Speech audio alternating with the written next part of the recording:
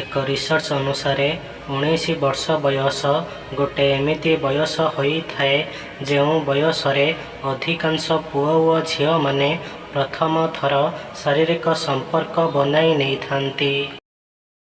ଯେଉଁ ମହିଳାର ପ୍ରାଇଭେଟ୍ ଅଙ୍ଗ ଯେତେ ଅଧିକ ଚଉଡ଼ା ହୋଇଥାଏ ତେବେ ସେହି ମହିଳା ସେତେ ଅଧିକ କାମୁକ ମଧ୍ୟ ହୋଇଥାଏ।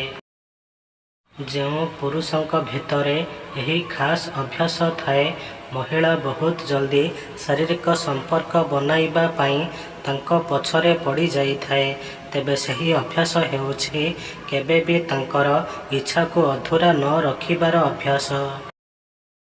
ଯେତେବେଳେ ଗୋଟେ ମହିଳା ନିଜ ଡର ଉପରେ ଯାଇ ନିଜ ପ୍ରେମକୁ ଜିତାଇଥାଏ ତେବେ ସେ କାହାକୁ ଆଲିଙ୍ଗନ କରିଥାଏ। ପ୍ରତ୍ୟେକ ସମ୍ପର୍କ ଏପରି ଏକ ପର୍ଯ୍ୟାୟ ଦେଇ ଗତି କରେ ଯେଉଁଠାରେ ଆକର୍ଷଣ ଅପେକ୍ଷା ବିଶ୍ୱାସର ଆବଶ୍ୟକତା ଅଧିକ ଥାଏ।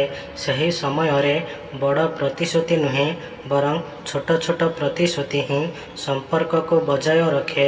ଆବଶ୍ୟକତା ସମୟରେ ପରସ୍ପରର ସାଥ ଦେବା, କଷ୍ଟକର ସମୟରେ ଧୈର୍ଯ୍ୟ ଧରିବା ଏବଂ ହୃଦୟରୁ ସମ୍ମାନ ଦେବା ସେହି ସମ୍ପର୍କକୁ ମଜବୁତ କରିଥାଏ। ଯେଉଁ ଦମ୍ପତିମାନେ ପରସ୍ପର ଭିତରେ ହସିଥାନ୍ତି, ମଜା କରିଥାନ୍ତି ଏବଂ ପରସ୍ପରକୁ ଚିଡ଼ାଇଥାନ୍ତି ସେମାନଙ୍କର ସମ୍ପର୍କ ସୁଖୀ ଏବଂ ଦୃଢ଼ ହୋଇଥାଏ। ଯେତେବେଳେ ଗୋଟେ ମହିଳା ନିଜ ହୃଦୟରେ ଗୋଟେ ପୁରୁଷକୁ ସ୍ଥାନ ଦିଅନ୍ତି ତେବେ ସେ ସାମ୍ନାବାଲା ବ୍ୟକ୍ତି କେତେ ପରଫେକ୍ଟ ତାହା ଦେଖନ୍ତି ନାହିଁ ବରଂ ସେ ଏହା ଦେଖନ୍ତି ଯେ ସେହି ପୁରୁଷ ତାଙ୍କ ଅପୂର୍ଣ୍ଣତାକୁ ଗ୍ରହଣ କରିବାକୁ ସକ୍ଷମ କି ନୁହେଁ।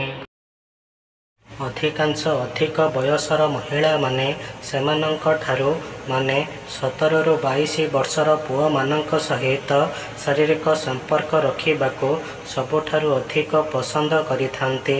ଏହି ବୟସର ପୁଅମାନଙ୍କର ବାହାରୁଥିବା ପାଣିର ବାସ୍ନା ମହିଳାମାନଙ୍କୁ ସବୁଠାରୁ ଅଧିକ ଆକର୍ଷିତ କରିଥାଏ।